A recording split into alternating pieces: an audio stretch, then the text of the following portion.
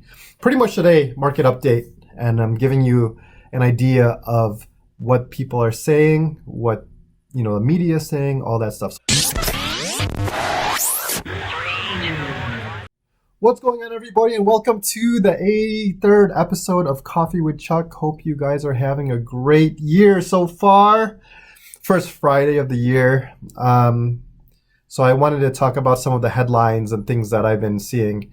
Pretty much today, market update, and I'm giving you an idea of what people are saying, what the media is saying, all that stuff. So let's talk about what the media is saying.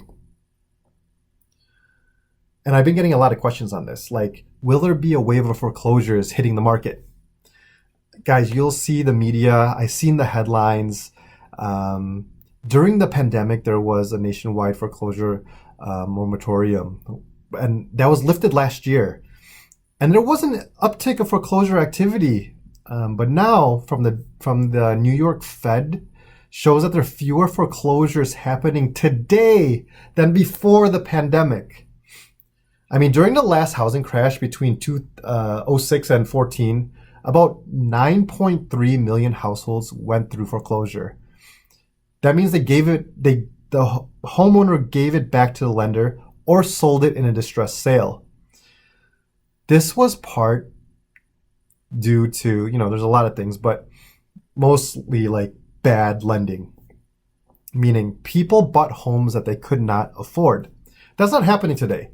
There's better lending standards, more qualified buyers, and few homeowners are behind on the mortgage.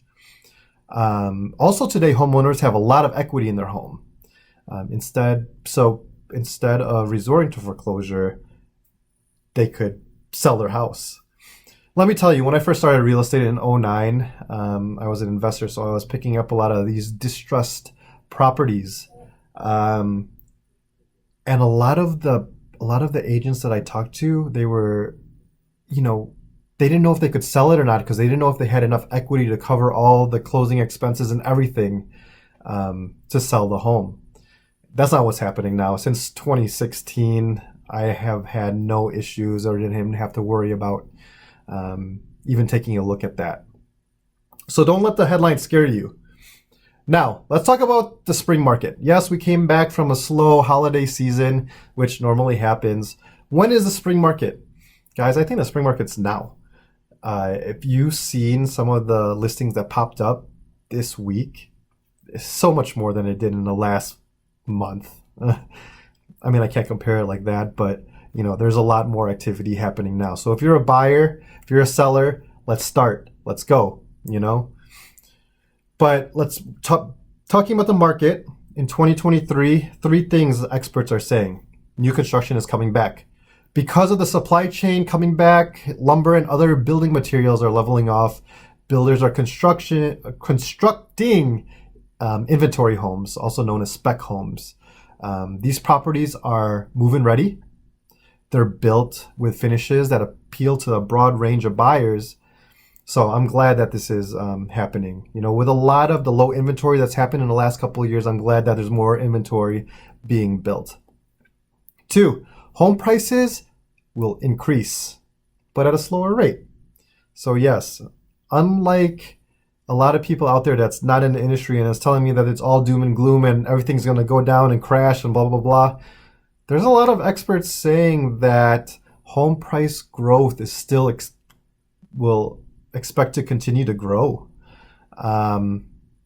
Not as fast as it did last year. Like last year, we saw something go from like 550 to 600 right now, just slowly now. And then the third thing, mortgage rates will hover around 7%. Because of the uptick in rates, buyers have less buying power this year. Affordability will outweigh many other search criterias. Like I tell buyers, you don't buy from the purchase price, you buy from the monthly payment.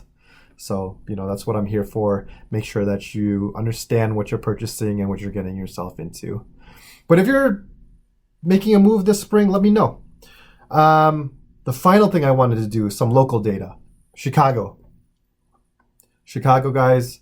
And when I say Chicago, Chicagoland, including the suburbs, we're still in a seller's market. Our month supply is 2.4. You know, like I said in other Coffee with Chucks, under 4, you're in a seller's market. We still have some room to grow to be a little bit more balanced out. And I'm saying this as a whole. And when I say a whole, like I'm looking at single family homes, condos, 2 to 4 units, you know, a lot of all the residential properties, right? So we're still residential properties. We're still in a seller's market. Sales price, we are still going up even from November to December. You know, it came up a little bit. Nothing major, but it's slowly creeping up, like I said, like the experts are saying. And then from 2021 to 2022 in December, sales prices has been up a little under 6%. So guys, the market is still healthy. If you're able to afford your monthly payment, still a good time to buy. You know, just let me know if you have any questions. That's all I have for you guys today. Have a great rest of your Friday. Have an even greater weekend, and I will see you next week. Cheers!